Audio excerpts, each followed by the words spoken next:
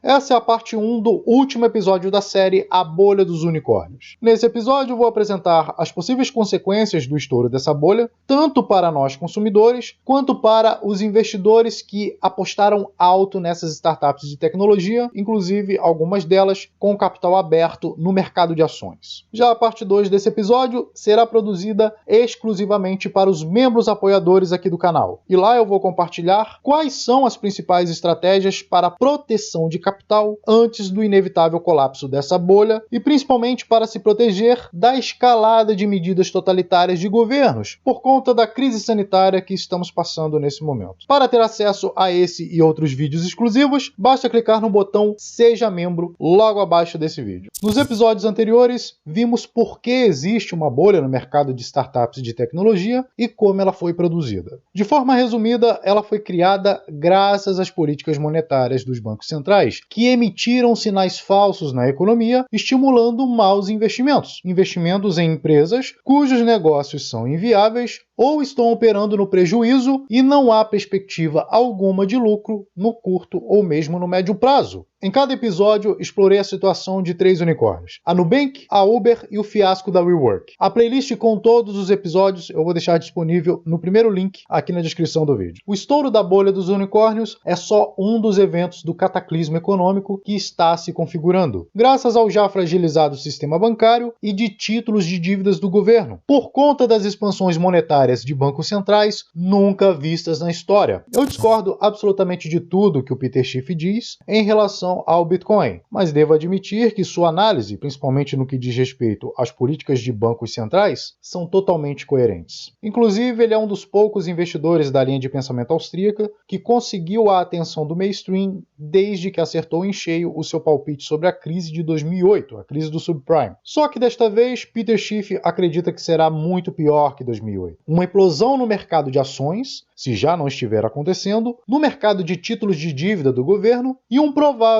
e monumental colapso do dólar, a moeda estatal americana que muitos investidores ainda acreditam ser o porto seguro nessa próxima crise. E realmente ele pode estar certo mais uma vez. E pela principal razão, não existe mais margem para manipular a taxa de juros para baixo, a fim de continuar aumentando artificialmente a oferta de crédito na economia. A taxa base de juros já está negativa em vários países, principalmente na Europa. No próprio Estados Unidos, a taxa de juro nominal já está negativa, que é a taxa de juros real mais a inflação. O problema todo é que os governos precisam em algum momento sanar os seus déficits, já que um calote generalizado seria ainda mais catastrófico. Então a tendência é que os governos comecem a emitir mais títulos de dívida, ou seja, trocando dívida velha por uma dívida nova, ou mesmo recomprando seus próprios títulos com dinheiro criado do nada a partir de bancos centrais, a famosa alquimia dos tempos modernos que já conhecemos. A consequência inevitável dessas ações, no futuro bem próximo, é a reversão da taxa de juros de toda a economia para cima, tornando todas as dívidas, não só de governos, impagáveis. Bancos ficarão insolventes e veremos uma retração na oferta de crédito jamais vista na história. Com a redução do crédito, ou o crédito ficando mais caro, e com a desvalorização de capital perante a inflação consequente deste arranjo, o resultado, infelizmente, será a depressão econômica. Mas esse é um tema que pretendo me aprofundar em um próximo vídeo ou, quem sabe, em uma outra série. O Fed, ou Federal Reserve, Banco Central dos Estados Unidos, sempre afirma que é capaz de projetar um pouso suave na taxa básica de juros da economia americana. Na verdade, todos os bancos centrais dizem a mesma coisa, mas geralmente isso não acontece na prática. E é ainda menos provável que isso ocorra agora, nesse ciclo atual de bolhas, por conta do tempo de duração e principalmente da intensidade das distorções causadas nos mercados financeiros devido a essa condição de crédito extremamente barato. Na versão estendida desse vídeo, exclusiva para membros,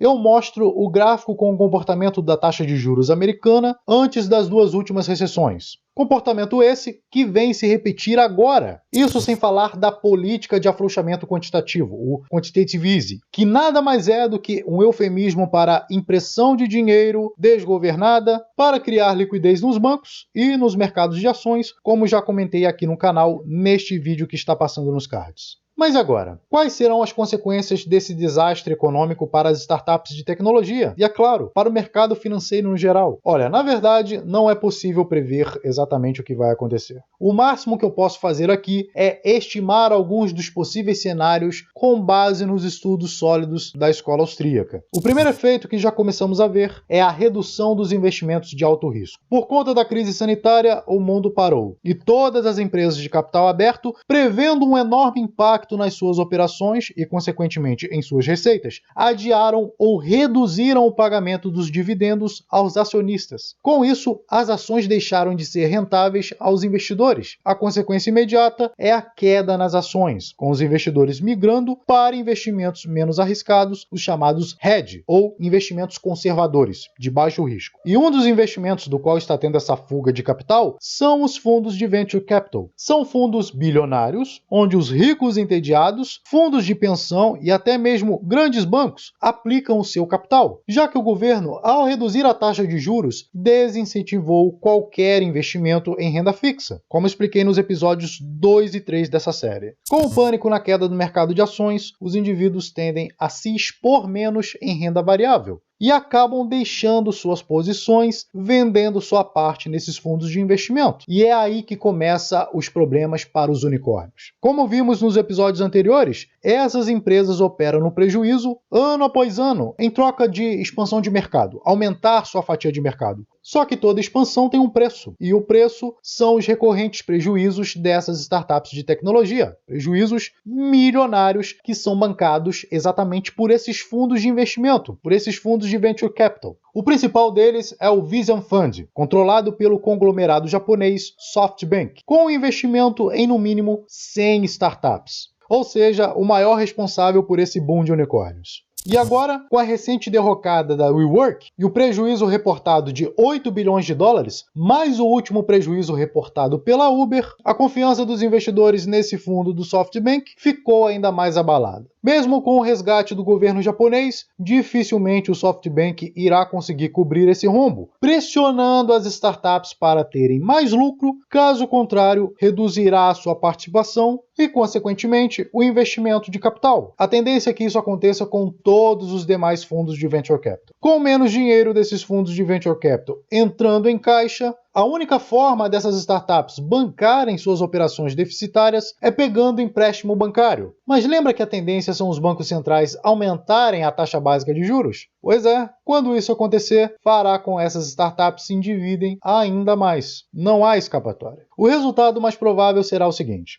as startups cujos negócios não são rentáveis e que não geram nenhuma demanda na sociedade vão falir. E isso levará a uma perda de capital sem precedentes a esses fundos de venture capital. E essa derrocada irá refletir diretamente no mercado de ações, porque os bancos e fundos de venture capital geralmente também são acionistas de grandes empresas de capital aberto. Empresas como a Uber e a Lyft podem ver suas ações despencando caso venham a anunciar medidas de cortes de custos pressionados por esses fundos de venture capital ou a redução nas suas operações. Essa é uma realidade que até então os investidores não estavam acostumados. Se você ainda tem ações nessas empresas, é bom ficar alerta, a não ser que você esteja pensando apenas no longo prazo. Mas essa será a única opção dessas empresas. Redução dos custos, cortar gastos, demissões ou até mesmo a desistência de operar em mercados onde a interferência estatal é grande, onde as regulações, impostos e burocracia encarecem as operações dessas startups. Acho que eu conheço um lugar onde tem algo parecido. Bem, nesse caso, infelizmente, os consumidores veriam uma empresa a menos no mercado prestando serviços bons e baratos. Mas seria algo momentâneo, até que outras empresas mais eficientes e mais estruturadas viessem a ocupar esse vácuo. Tudo depende, é claro, do quão livre é a economia local, ou seja, do quanto o Estado atrapalha as operações dessas empresas nessa região. Quanto mais restrições e regulações são impostas pelo Estado, mais lento e caro será esse processo. E o consumidor, é claro, só tem a perder. Regiões onde, por exemplo, um bando de burocratas inúteis criam leis idiotas que obrigam as empresas